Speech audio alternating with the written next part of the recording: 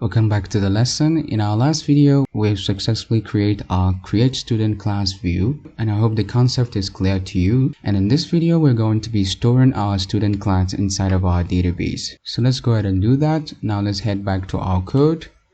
So the first thing, our first job is actually to go ahead and create our route. So let's go ahead and create our route. Let's go ahead and call our route store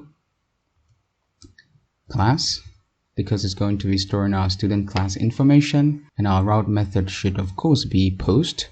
So now let's go ahead and create this up store class route. So let's copy this.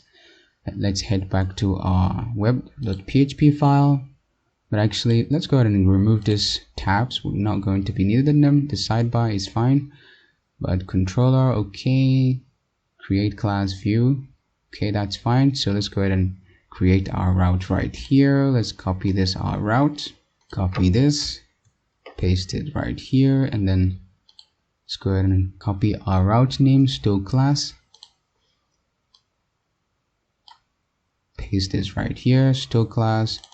Let's go ahead and update our URL, store class, and our method name should be store class as well. So now let's go ahead and copy our method name. Let's go to our class controller and then create our method public function like so, and say store class.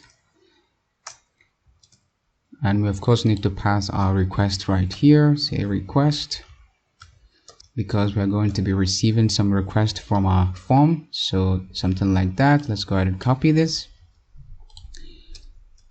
Okay, we need to pass our request since we're going to be collecting some inputs from our form, and of course our method is post, so we need to of course update our route method from get to post. So let's do that, post, something like this. Okay, now let's go ahead and confirm our request just like before, just so to make sure that we are getting the accurate information. So let's go ahead and say die dump like so, say request all. Okay, something like this, semicolon, and now let's go ahead and save all, and now let's run our artisan command, artisan optimize command. Okay, so now let's go ahead and take a look. Let's refresh our application.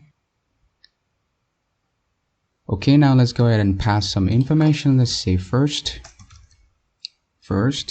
class, and section A, for instance, let's say create class.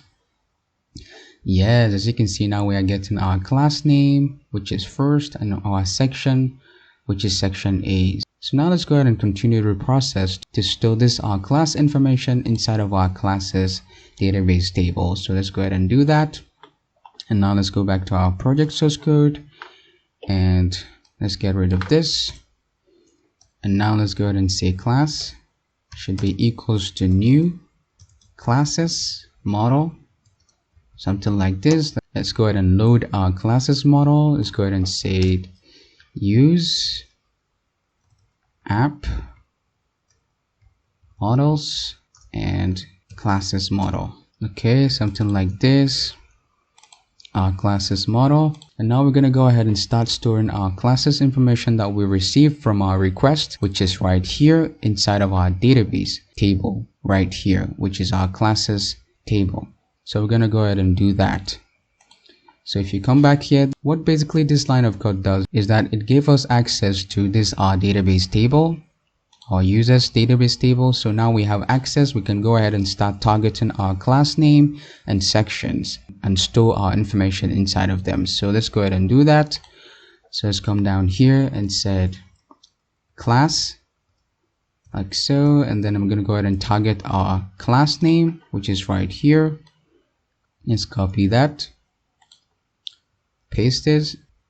It's going to be equals to our request class name, which is right here, our request class name, something like this, which is going to be first for this case. So let's go ahead and do that, and we're going to go ahead and do the same thing for our section. Copy that, paste it down below here. Just come back here, we are targeting this section. Okay, copy that.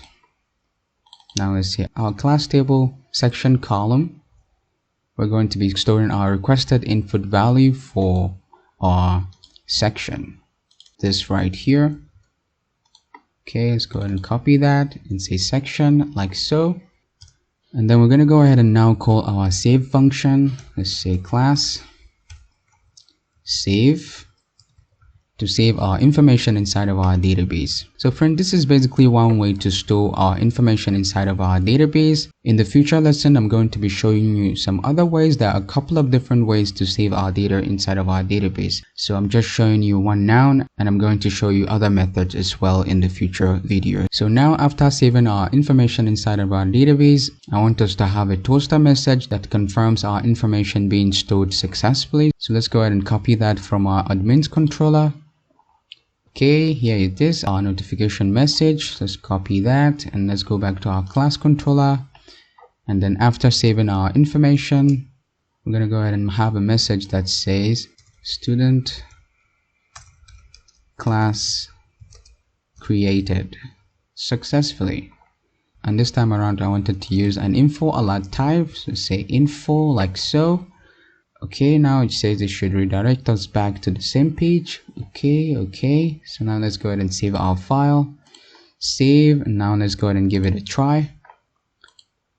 Okay, let's refresh our application. Refresh. Okay, so now let's go ahead and say class 1 and then section A. Okay, let's go ahead and say create class.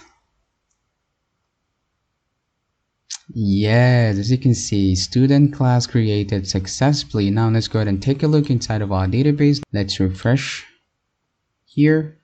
Yes, as you can see, now we have our class stored inside of our classes table. So now you see we have class 1 and section A. Okay, that's very cool. So let's go ahead and add another class. Let's say class 2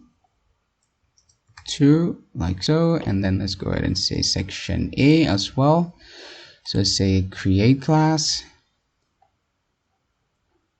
Yes, student class created successfully. And now if you take a look here, as you can see, we have another class 2 in section A successfully stored inside of our database table. So friend, that will be it for this video. I hope everything is clear to you, and in our next video we're going to be creating our manage class sections. So thanks for watching, and I will see you in the next one.